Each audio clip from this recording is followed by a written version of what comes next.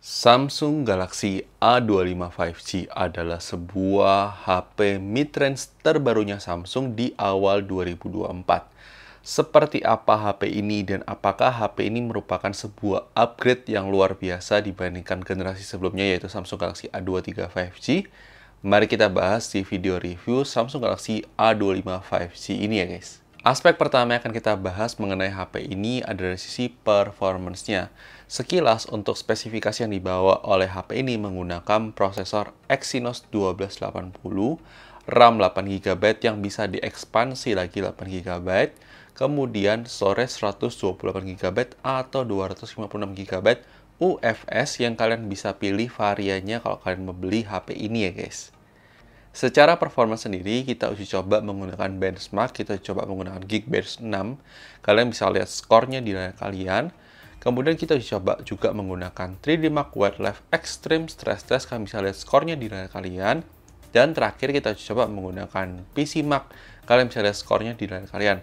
Overall, untuk secara performance, memang ini menunjukkan secara benchmark itu aman banget ya guys.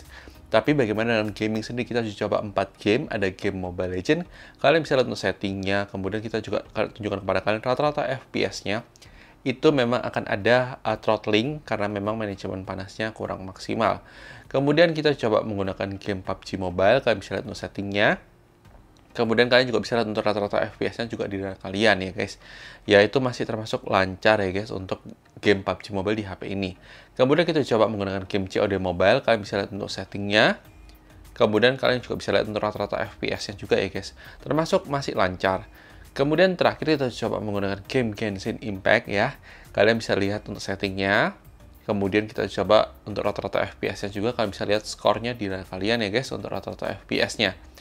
Overall, sebenarnya HP ini punya potensi performance yang powerful. Cuma memang manajemen panasnya masih kurang maksimal sehingga menyebabkan throttling yang akhirnya menurunkan performance dari HP ini sendiri. Tapi overall, untuk penggunaan harian tidak ada masalah ya guys. Cuma memang kadang-kadang kalau kalian pakai multitasking yang terlalu berat atau misalnya terlalu berat kalian pakai buat misalnya editing video atau foto, itu akan sedikit menghangat. Itu catatan tambahan mengenai performance dari HP ini ya guys. Kemudian aspek berikutnya dari sisi kameranya.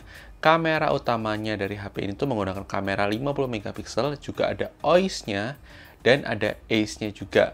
Jadi itu suatu hal yang bagus. Plus ada kamera ultrawide 8 megapiksel dan 2 megapiksel makro sensor. Secara performance untuk kameranya menurut kita sih untuk kamera utamanya sudah pasti bagus. Kamera ultrawide-nya juga masih bagus selama dalam kondisi cahaya yang cukup. Untuk makro, ya jujur kita nggak terlalu banyak pakai ya guys. Untuk kamera depannya sendiri, ini memang ada sedikit catatan di mana kalau misalnya kita pakai buat perekaman video itu gambarnya terlalu tight dengan posisi jarak yang ideal buat vlogging, itu terlalu tight banget ya. Ya agak disayangkan banget. Dan untuk resolusi perekaman videonya, kalau semua kamera kecuali kamera utama, itu 1080p 30 fps. Kalau yang kamera utamanya, itu bisa 4K 30 fps ya guys. Ya, itu suatu hal yang bagus untuk kelas harganya ya guys. Kalian bisa lihat sampel foto dan videonya setelah ini. Oke guys, ini dia adalah uji coba kamera depan dari Samsung Galaxy A25 5G kalau kita gunakan buat perekaman video. Secara warna ini sebenarnya termasuk oke dan bagus, tapi memang agak sedikit sedikit untuk kulit, tapi ya masih oke lah. Untuk di sini yang kita khawatirkan adalah tightnya terlalu tight banget ini guys. Biasanya nggak se-tight ini kalau buat perekaman video umumnya ya, tapi ini cukup tight. Dan kalau kita mau lihat secara dynamic range-nya, kita coba ya untuk liatin ke awan. Ya seperti ini, memang masih belum maksimal ya. Samsung perlu diupdate software ya guys. Dan ini memang lagi berangin, tapi untuk kualitasnya kurang lebih seperti ini. Kita nggak bisa bilang yang bagus-bagus banget karena dynamic range-nya juga nggak terlalu kelihatan ini. Jadi ini perlu fix secara software. Semoga habis ini Samsung kasih update supaya bisa memberikan kualitas kamera yang lebih baik. Dan ya silakan terus berikan komentar mengenai kualitas kamera depan dari Samsung Galaxy A25 5G ini. Oke guys, ini dia adalah sampel perekaman kamera belakang dari Samsung Galaxy A25 5G. Kalau kita gunakan buat perekaman video kurang lebih seperti ini. Kita switch ke kamera ultrawide. Nah ini kamera ultrawide-nya, ini cakep ya. Untuk kualitasnya bagus untuk kamera belakang, tapi untuk bisa switch lens seperti ini, kalian cuma bisa merekam di 1080p 30 fps. Gimana menurut kalian? Apakah bagus atau tidak? Silahkan tulis di kolom komentar ya guys. Oke guys, ini dia adalah sampel perekaman kamera depan dari Samsung Galaxy A25 5G kalau kita gunakan buat perekaman video dalam kondisi low light. Jadi kurang lebih seperti ini untuk kualitas kamera depannya. Gimana menurut kalian? Apakah bagus atau tidak? Kalau menurut kita sih termasuk stabil ya, untuk kelas harga 3,9 jutaan ini termasuk oke ya. Meskipun memang nggak bisa terang-terang banget, masih ada noise-nya kerasa. Tapi menurut kita sih masih termasuk acceptable ya. Untuk memang kita nggak bisa bandingkan sama kelas flagship, tapi untuk kualitas skin tone, warna ini termasuk bagus ya. Mungkin berkat chipsetnya juga. Exynos memang terkenal dengan kualitas kamera yang biasanya memberikan skin tone yang lebih bagus, warna yang lebih bagus. Tapi ya silahkan tulis di komentar mengenai kualitas kamera depan dari Samsung Galaxy A25 5G ini ya guys. Oke guys, ini dia adalah sampel perekaman kamera belakang dari Samsung Galaxy A25 5G kalau kita gunakan dalam kondisi low light, kurang lebih seperti ini. Dan kalau kalian lihat di sana itu ada bulan sebenarnya ya, tapi ya maklum ya, untuk malam hari, untuk jarak segitu jauh nggak terlalu sampai jelas banget, tapi ya oke lah. Ke kamera ultra wide, ini kita switch ke kamera ultra wide ya, kurang lebih seperti ini. Jadi kondisi low lightnya kurang lebih seperti ini. Gimana menurut kalian? Apakah bagus atau tidak? Kalau menurut kita sih untuk handling noise-nya juga bagus ya. Untuk kelas harga 3,9 atau 4 jutaan ini termasuk oke. Dan ya gimana menurut kalian? Apakah bagus atau tidak? Silahkan tulis di kolom komentar. Kita switch lagi ke kamera utama. Kurang lebih seperti ini ya bedanya. Kalau misalnya buat perbandingan aja sih. Tapi ya gimana menurut kalian? Silahkan tulis pendapat kalian di komentar ya guys.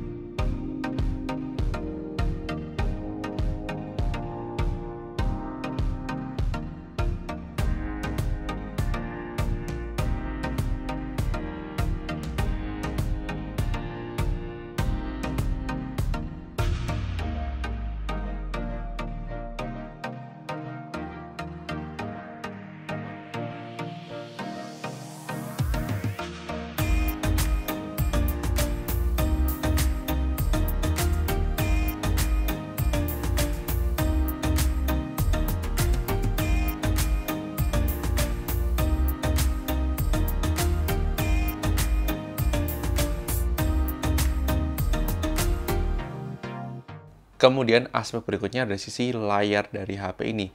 HP ini menggunakan panel layar Super AMOLED Full HD Plus 120Hz. Jadi sudah pasti aman banget, sudah support wideband L1 sehingga buat nonton Netflix juga sudah bisa resolusi tertinggi yaitu Full HD. Kemudian untuk YouTube dia maksimal 1080p 60fps. Kemudian HP ini juga punya perlindungan Corning Gorilla Glass 5 untuk layarnya. Kemudian untuk brightness-nya dipakai di outdoor itu sudah pasti aman banget. Dia brightness-nya tuh bisa hingga 1000 nits ya guys.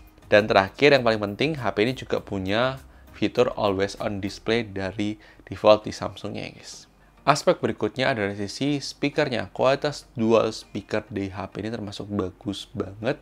Plus sudah support Dolby Atmos, jadi sudah pasti enak banget buat denger lagu, buat nonton tuh aman banget ya guys. Kalian bisa dengarkan tuh sampel audio speakernya setelah ini ya guys. I know you told your friend you're not okay, and tell me what's wrong and why you never said you felt that way. Guess you're trying to stay strong and fake a smile until I look away. But I've known you too long, it hurts to watch your blue eyes fade to gray as you fade away. As you fade away. Yeah, I'm about to fade away. days. Every time I wake up I feel like it's Monday. Something's going wrong with all the chemicals up in my brain. All of a sudden I don't look at anything the same way. Gotta build up of my thoughts sitting in an ashtray. I'm sorry that I'm so inconvenient, okay. Just let me be me and I'll stay out of your way. Kemudian dari sektor baterai, kualitas baterai 5000 mAh-nya memang kalau kita uji itu cukup kok guys untuk seharian. Tapi memang kita tidak pakai buat intensitas gaming ya guys, tapi kita pakai buat seharian sosial media, kalian kita pakai juga buat browsing, buat dengerin lagu, buat dengerin YouTube, itu masih bisa bertahan seharian ya guys. Kemudian untuk charging sendiri, HP ini sudah support 25 watt fast charging, cuma kalian tidak akan mendapatkan kepala chargernya dalam kotak pembelian. Akhirnya kalian harus beli lagi untuk kepala chargernya. Cuma memang biasanya akan ada promo bundling dengan kepala charger. Kalian bisa cek-cek saja di websitenya Samsung ya guys untuk promo tersebut ya guys. Dan kalian juga bisa pakai promo cicilan dari Samsung Finance, itu juga kalau kalian mau dapatkan HP ini juga sudah aman banget ya guys. Kemudian HP ini punya fitur security, side fingerprint, face unlock, dan dia punya Knox Vault. Knox Vault sendiri itu adalah sistem yang dibuat oleh Samsung untuk ketika HP kita diambil orang, amit-amit ya, diambil orang, kalian bisa untuk memproteksi data kalian ya guys. Data biometrik kalian ya guys. Itu suatu hal yang bagus. Kemudian dari sisi desain menurut kita memang agak kurang maksimal. Di harga 3,9 juta, yang varian terendahnya menurut kita bezelnya masih terlalu tebal. Untuk bagian belakang ya monoton lah dengan seri flagshipnya dari semua line up seri Samsung yang keluar di 2023 dan bahkan di 2024 ini ya guys. Beberapa hal penting yang perlu kalian ketahui ketika kalian beli HP ini, dimana yang pertama, HP ini memiliki slot SIM card hybrid. Jadi kalian harus milih kalau antara kalian mau pakai dual SIM card atau kalian pakai satu SIM card plus satu micro SD ya guys. Kemudian dari sektor virtual background zoom, HP ini sebenarnya tidak support secara aplikasi zoom untuk menggunakan virtual background. Tapi berkat One UI-nya Samsung itu bisa guys dilakukan. Jadi kalian bisa seolah-olah pakai virtual background, tapi itu sebenarnya bukan dari aplikasi Samsung, tapi dari fitur Android-nya Samsung ya guys, untuk A25 5C. Kemudian HP ini sudah memiliki NFC dan juga FM radio, jadi sudah pasti aman banget. Kemudian HP ini juga sudah support USB OTG. Kemudian manajemen panas dari HP ini termasuk agak sedikit kurang kalau dipakai buat kerja berat atau multitasking ataupun gaming ya. Kemudian untuk navigasi Google Maps juga sudah aman banget, lancar banget, gak ada masalah.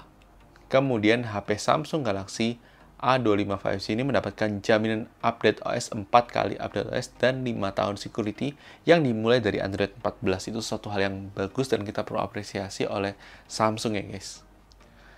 Kemudian dari sektor software, menurut kita One UI 6 out of the box dari HP Samsung Galaxy A25 5C ini punya banyak fitur banget ya guys. Dimana kalian bisa atur home screen, widget kalian, itu suatu hal yang bagus dan lebih praktis di One UI 6 ya guys, di Samsung Galaxy A25 5C. Kesimpulannya, HP ini mendapatkan upgrade yang lumayan banyak jauh dibandingkan generasi sebelumnya A23 5G ya guys. Secara kamera, secara performance, itu overall di Samsung Galaxy A25 5C itu lebih improve dibandingkan generasi sebelumnya. Kemudian, HP ini sebenarnya buat siapa sih? Kalau bisa kita simpulkan, HP ini sebenarnya cocoknya buat kalian yang memang nggak butuh buat gaming. Dan kalian nggak ada masalah dengan bezel yang tebal. Itu adalah karakteristik dari HP ini untuk kalian beli kalau misalnya kalian tertarik untuk beli ya guys. Dan thank you sudah nonton video ini. Jangan lupa like video kalau suka, dislike aja kalau suka, tulis pendapat kalian komentar mengenai review dari Samsung Galaxy A25 5C ini. Apakah sudah sesuai ekspektasi kalian atau tidak? Silakan. Dan sampai ketemu di video selanjutnya guys. Oke guys, bye-bye.